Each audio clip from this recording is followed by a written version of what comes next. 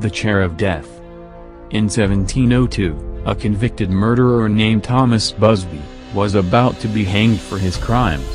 His last request was to have his final meal served at his favorite pub in Thirsk, England.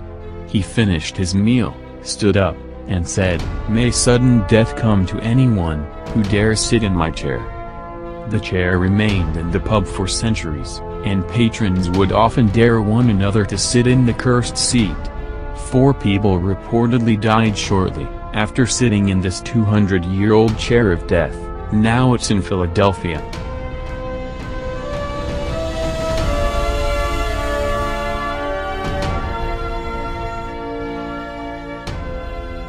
The Haunted Mirror.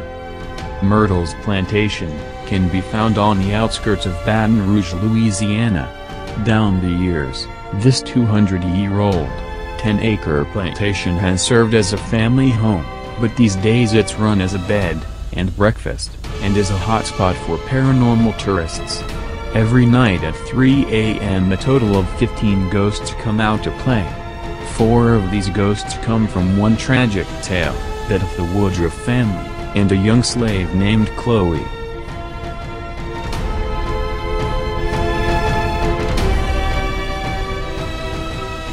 The Possessed Bunk Beds. The case of the haunted bunk beds was so famous.